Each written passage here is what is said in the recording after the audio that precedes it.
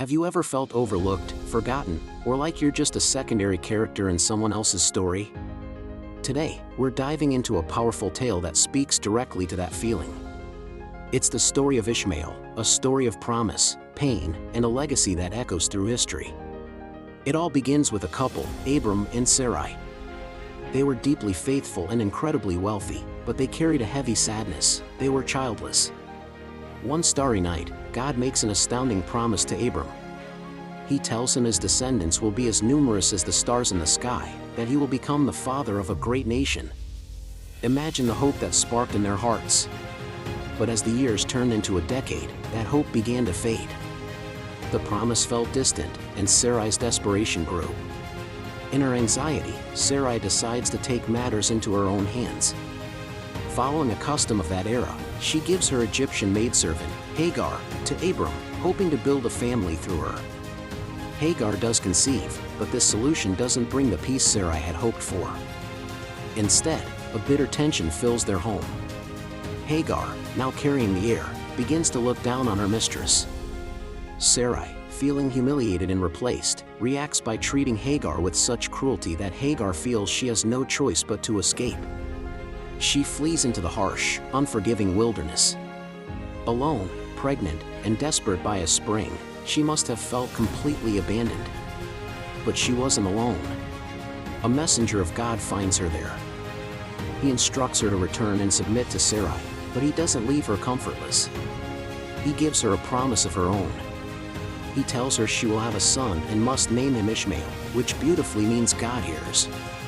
He foretells that Ishmael's descendants will also be too numerous to count, though his life would be one of conflict, described as a wild donkey of a man. In this moment of profound despair, Hagar is seen. She calls God El Roi, the God who sees me, because in her lowest moment, she was not invisible to him. So, Hagar returns. She gives birth to her son, and Abram names him Ishmael. For 13 years, Ishmael is Abram's only son, the living embodiment of a promise. But then, God's original plan unfolds in a miraculous way. God reaffirms his covenant, changing their names to Abraham and Sarah, and at 90 years old, Sarah gives birth to Isaac, the long-awaited child of promise. At the feast celebrating Isaac's weaning, the simmering tension boils over. Sarah sees the teenage Ishmael mocking her son, and her protective instincts flare. She demands that Abraham cast out Hagar and Ishmael. Abraham is heartbroken. This is his firstborn son, whom he has loved and raised. But God intervenes, telling him to listen to Sarah. He reassures Abraham that while the primary covenant will flow through Isaac, Ishmael will not be abandoned. God promises, "I will make a nation of the son of the slave woman also, because he is your offspring."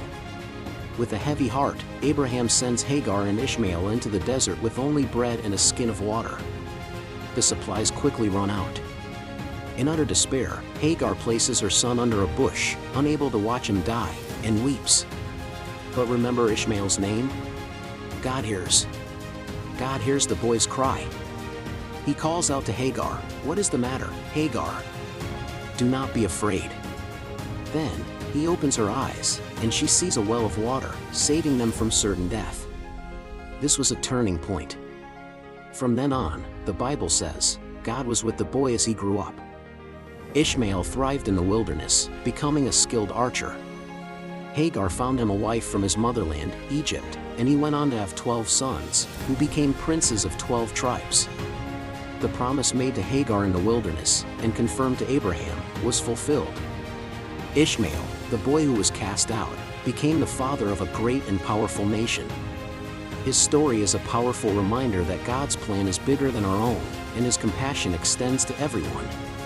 Even when we feel like an outcast or a mistake, God sees us, he hears us, and he has a purpose for our lives. Ishmael's legacy is not just one of conflict, but one of survival, blessing, and the undeniable faithfulness of a God who hears. Thanks for joining me on this journey today.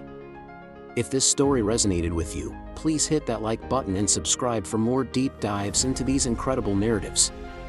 See you next time.